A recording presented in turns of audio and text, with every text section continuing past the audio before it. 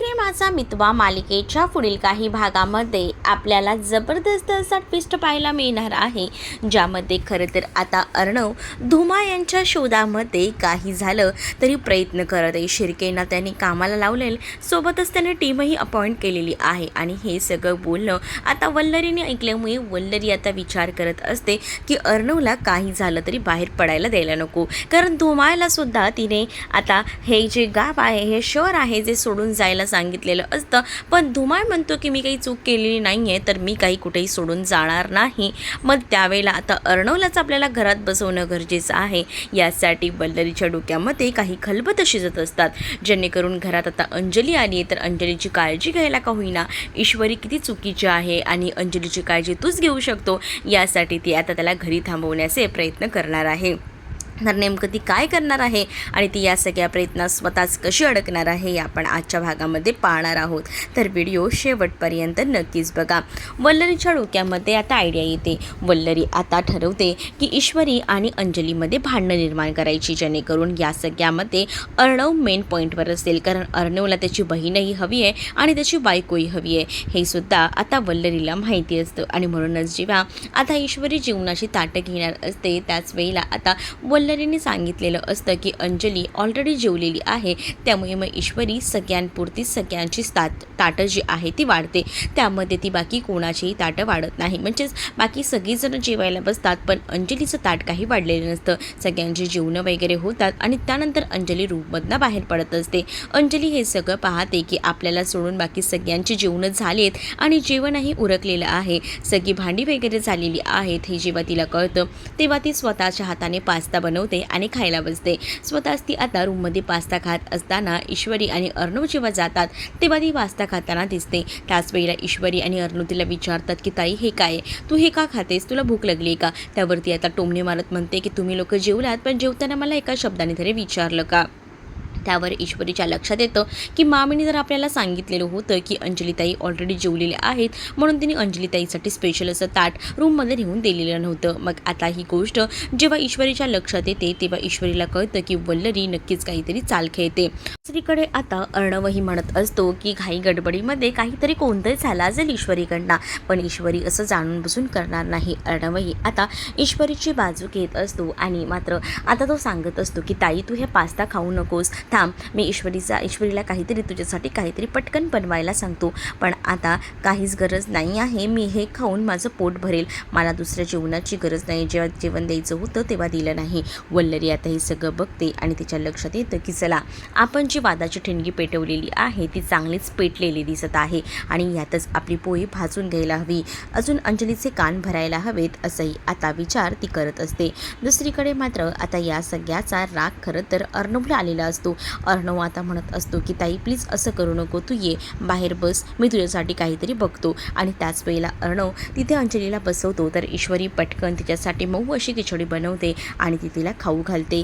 तेव्हा जाऊन कुठेतरी आता अंजलीला बरं वाटतं, पण अंजलीच्या मनातून आता ईश्वरी उतरलेली असते, कारण ईश्वरी कितीही काही करत असली तरीसुद्धा वल्लरीने अंजलीच्या मनामध्ये ईश्वरीबद्दल विष कालवलेलं असतं. आणि त्याचसोबत अर्णवसुद्धा आता ईश्वरीचा चांगलाच गुलाम झाला आहे, चांगली तिची बाजू घेतोय, हे सुद्धा अंजलीच्या मनामध्ये कुठेतरी वाटत असतं. कारण काल अंजलीला हे सुद्धा वाटत असतं की ईश्वरीला आराम करायला अर्णव देतोय आणि अर्णव स्वतःच सगळं काही करतोय, अंजलीच्या सांगण्यावर ना ह्यावर सुद्धा तिचा विश्वास बसलेला असतो. त्यामुळे आता ती खूपच जास्त डिस्टर्ब असते. दुसरीकडे ईश्वरी आणि अर्णव रूममध्ये जातात.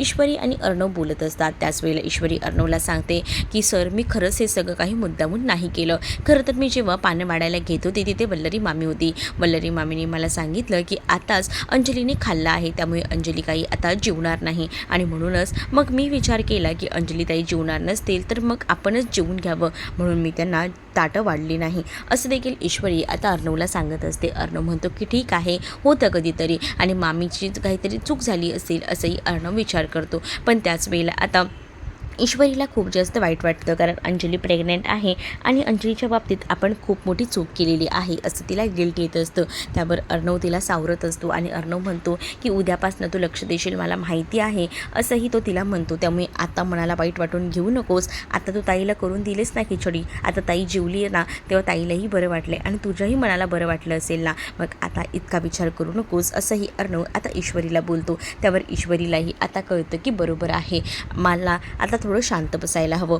पण दुसऱ्या दिवशी आता ईश्वरीने ठरवलेलं असतं की अंजलीला जे जे हवं वेळोवेळी ते सगळं काही द्यायचं आणि त्यासाठी आता ईश्वरी पूर्णपणे तयारीला लागते. सकाळ झाल्याबरोबर ईश्वरी आता पटकन आवरून घेते आणि तिला जायचं असतं किचनमध्ये. तेवढ्यातच ना वल्लरीचं मागे पुढे चालू असतं. वल्लरीला आता बाहेर जायचं असतं, का तर आजीची औषधं आणायची आहेत, आजीची औषधं संपलेत.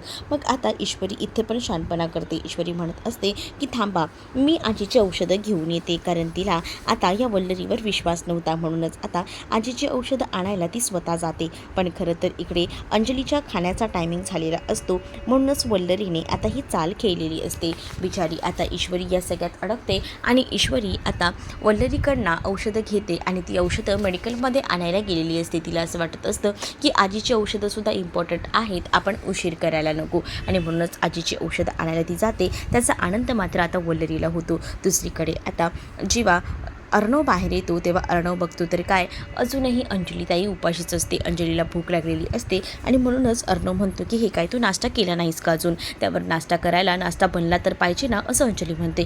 त्यावर ईश्वरी कधीच रूममधनं बाहेर पडली आहे, अजून नाश्ता रेडी नाही केला आहे का तिने, असंही आता अर्णव बोलत असतो. त्यावर अंजली म्हणते की कुठे ती किचनमध्ये, तर मी आली तेव्हापासून दिसली नाही आहे, अर्धा तास झाला मी इथे थांबली, मी विचार करते आता होईल नाश्ता, पण अजूनपर्यंत नाश्ता रेडी नाही आहे.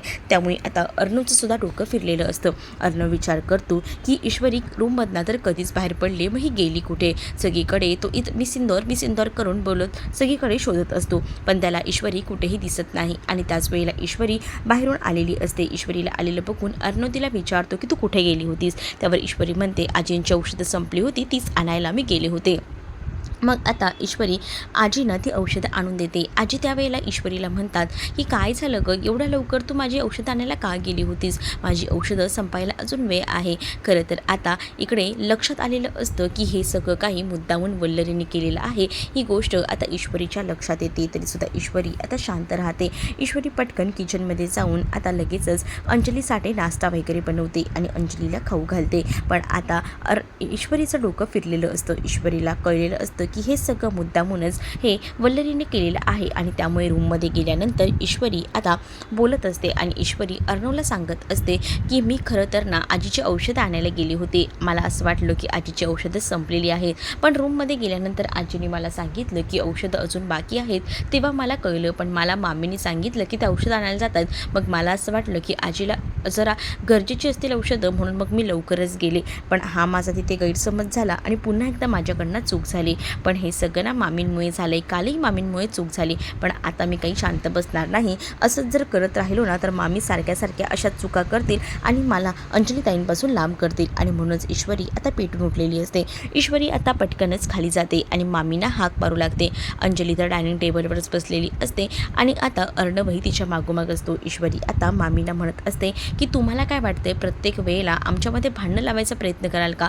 काल रात्रीही तुम्ही मला सांगितलं होतं की अंजलीताई जेवल्या आहेत, त्यांचे ताटं वाढायची नाही आहेत, म्हणून मी ताट वाढलं नाही. आणि आज सकाळी तुम्ही आजींची औषधं आणायला मला बाहेर पाठवली. आजींची औषध ऑलरेडी होती, तरीसुद्धा मुद्दामून तुम्ही केलं. मग आता वल्लरी म्हणत असते मी तुला कुठे जायला सांगितलं, मीच जात होती ना औषध आणायला, पण मला आजींची काळजी होती म्हणून मी गेले. कारण तुम्ही गेल्यानंतर कधी याल आणि आजीनं औषधांची वेळ चुकली तर म्हणून मी गेले होते. पण ह्या सगळ्यामध्ये तुम्हाला असं वाटत असेल की तुम्ही माझ्यामध्ये आणि अंजलीताईंमध्ये भांडणं निर्माण करायचा प्रयत्न करत असाल तर आधीच सांगते या सगळ्यापासून लांब राहा, नाहीतर याचे परिणाम खूप वाईट होतील. हम इंदौर से है, इंदौर की लड़की ऐसी किसी को छोड़ती नहीं है, असं देखील आता वल्लरीला बोलते. त्याबरोबर वल्लरीची बोलती बंदच होते. तर तुम्हाला हा भाग कसा वाटला आहे कमेंटमध्ये मला नक्कीच सांगा आणि अशाच भागांसाठी आपल्या चॅनलला सबस्क्राईब करायला विसरू नका.